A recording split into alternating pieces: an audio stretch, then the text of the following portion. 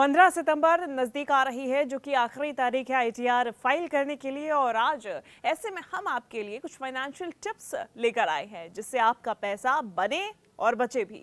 तो आज हम बात करने वाले हैं इनकम टैक्स रिटर्न यानी कि आईटीआर भरने से पहले वो 5 जरूरी बातें जिनको ध्यान में रखकर आप ना सिर्फ सही से रिटर्न दाखिल कर सकते हैं बल्कि टैक्स सेविंग भी ज्यादा से ज्यादा कर सकते हैं। नमस्कार, मैं हूं शिवांगी द्विवेदी आपके साथ और ये वीडियो खासकर उन लोगों के लिए है जो पहली बार अपना आईटीआर इनकम टैक्स रिटर्न भरने जा रहे हैं या हर बार कुछ गलतियां कर जाते हैं। तो चलिए शुरू करते हैं।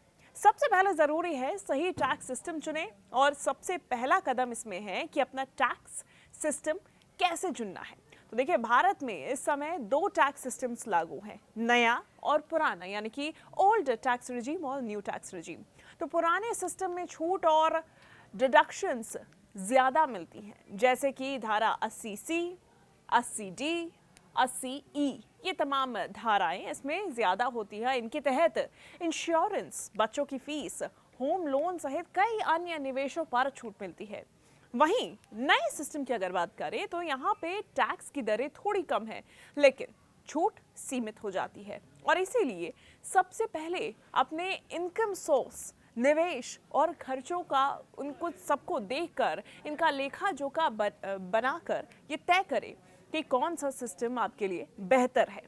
तो पुराने और नए सिस्टम में इनकी तुलना करें और समझदारी से ये फैसला लें। वहीं दूसरा स्टेप इसमें यह है कि आपकी जो आय है उसके सभी स्रोतों का सही विवरण दें। और अक्सर ऐसा होता है कि लोग आईटीआर फॉर्म भरते वक्त अपनी आय के छोटे मोटे स्रोतों को भूल जाते हैं। यानी कि अगर आपकी इनकम मोटा मोटा आपकी नौकरी से आ रही है, लेकिन आप इन्फ्लुएंसर भी हैं और थोड़ा बहुत आपको ब्रांड से भी पैसा मिलता है, तो आप इसे भी मेंशन करें। या कई बारी लोग जानबूझकर छुपा भी लेते हैं। तो अगर आपने नौकरी बदली है तो पिछली नौकरी की आय भी जोड़ें।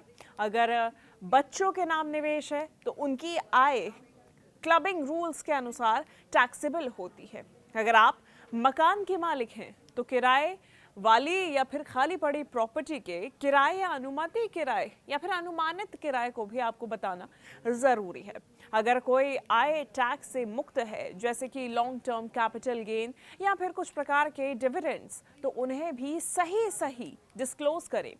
ब्रोकरेज या बैंक्स के रिकॉर्ड टैक्स डिपार्टमेंट तक पहुंच जाते हैं और इसीलिए ज़रूरी है कि आप सब कुछ क्लियरली मेंशन करें। इसके अलावा जो थर्ड स्टेप है वो बेहद ज़रूरी है। देखिए, छूट और डिडक्शंस का अधिकतम लाभ उठाएं। इसके बाद ये बात ज़रूरी हो जाती है, क्योंकि टैक्स डिडक्शन और छूट की जब बात हो, इसमें आपको पता होना चाहिए कि कौन कौन सी छूटें मिल रही हैं। सेक्शन 80C के तहत PPF, EPF, LIC, tuition fees आदि पर छूट मिलती है। ऐसे में अगर आपके ये डिडक्शंस हो रहे हैं तो आप उसे मेंशन करें।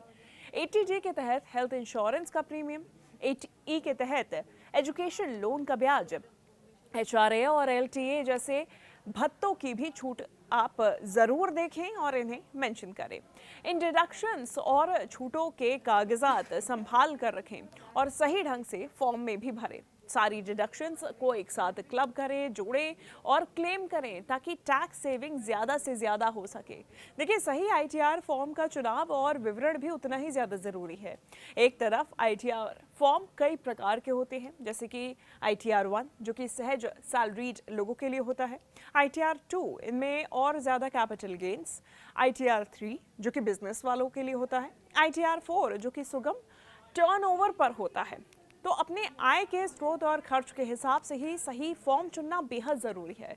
फॉर्म में बैंक अकाउंट्स, पैन, आधार, एड्रेस, सही ईमेल आईडी, मोबाइल नंबर भरना बहुत ज़रूरी है। देखिए, इनकम टैक्स डिपार्टमेंट का सारा संवाद ईमेल या पोस्ट के जरिए ही होता है।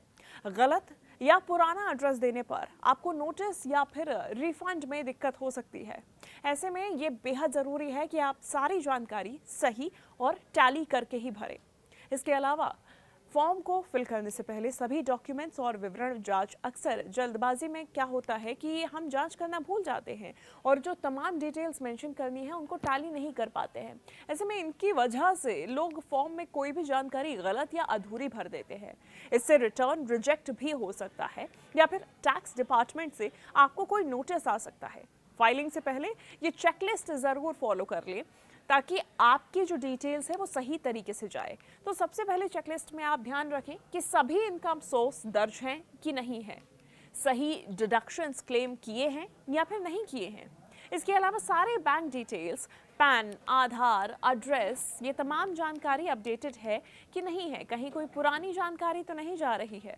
फॉर्म 16, 16A, AIS और फॉर्म 26AS मैच कर लें। सही फॉर्म और सही विवरण भरा है या नहीं। हर विवरण भरने के बाद में फॉर्म को 2 बार ज़रूर चेक करें।